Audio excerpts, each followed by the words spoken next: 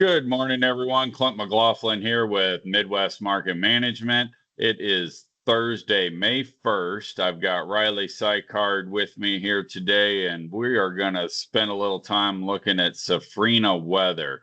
If you've been following along with our broadcast, you know that this is a very important region. And oftentimes, as U.S. weather becomes the focal point, Safrinha weather starts to kind of fade in the trade's mind. And we've been off to such a fantastic start down there that I am concerned that it's going to slip a little bit to the back of the trade's mind right at a time where things are starting to shift here a little bit, Riley. It's no time to hit the panic switch, but we are talking about roughly, 18%, 20% of the global corn supply comes from the Safrinha corn crop. And we're starting to creep these temperatures up into the mid 90s here in the forecast, along with, kind of a time period where, the rainy season is starting to wind down, and it's really starting to show on these maps here, Riley. Yeah, the potential's starting to open up for there to be real concern. Definitely not a doubt about that. Yeah. Again, no reason to hit the panic switch yet, but we're definitely going to want to keep an eye on this situation down there. Riley, what do we have for maps here today? Yep, hop into it. As always, first thing I want to do is give guys a perspective on how big of an area this is. We're looking at Mato Grosso all the way down through Paraná and everywhere in between. That's most of your Safrinha growing area. Mato Grosso especially is about 50% of the Safrinha corn crop. And if you're looking at that from a U.S. perspective, if you stick Mato Grosso into the U.S., it's almost the entire Midwest. And that's only 50% of the Safrinha crop. So as Clint and I have mentioned many times, this isn't something that you can just say how the Safrinha crop's doing in one sentence.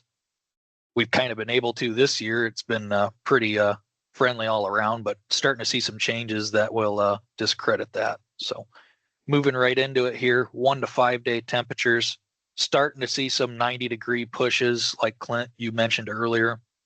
That's not really a super big concern yet, but important to monitor. If you look at the 6 to 10 day, it gets a lot more concerning, a lot more stuff in the mid 90s over a consistent amount of time. And 90-degree weather for a 2 day stretch isn't a big deal, but when you're starting to see it for a 10+ day window, it can start to be a bit of a concern. Wouldn't you agree?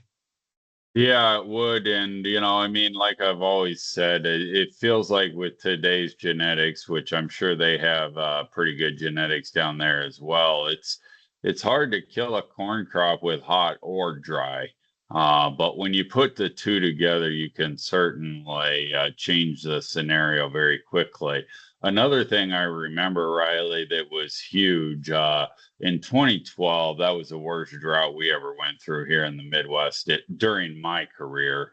And one of the big deals that year was the nighttime temperatures were staying very warm, and it never gave that corn crop really a chance to recharge. So, what do you say next week on Tuesday? Now that we're starting to see some issues happening here, why don't we get some maps coming in with the low temperatures for the evening time, and let's see how this thing's cooling down or not cooling down there. Do you think that'd be something worth looking at?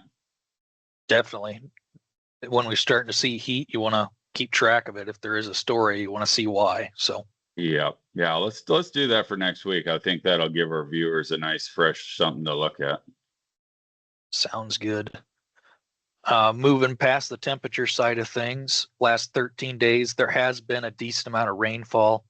That's why this isn't a huge storyline yet, as these areas are well watered. So that's keeping the temporary concern out of the market.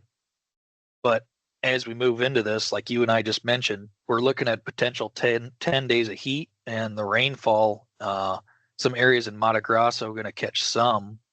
But other than that, the 10-day window looks pretty dry. Yeah, well, it looks like we have shut the switch off here. So it'll be interesting to see if this corn crop wants to get down there and find the get the roots down to some water. But again, I think that right now it's not a drastic situation. And ultimately, in the trade's mind, we will focus more on U.S. weather. I think if the market responds to this in a positive way, it will come in the future, and it would be magnified if we had some crop issues here in the Midwest as well. And the two of those put together could get things, excited, particularly if we're going to continue to grind a little lower here on these markets. Yep, I agree. Finally here, map side, 1 to 13 day, kind of confirming what we just mentioned. Not really a whole lot of rain in the important areas. So from the Safrinha crop area, we already said our temporary sob story. We'll see if it continues, and heat and dryness is not a good combination. So interesting to keep our eyes on that. Yeah, absolutely. So I appreciate everybody joining in here today and checking us out. Again, if you want to get to know us a little bit more, you can go to midwestmarketmanagement.com. You can also get signed up for the to receive these weather comments and U.S. weather comments sent to your cell phone via text message. A lot of guys are enjoying that along with the price zone. So appreciate everybody tuning in. Thanks a lot and have a great day.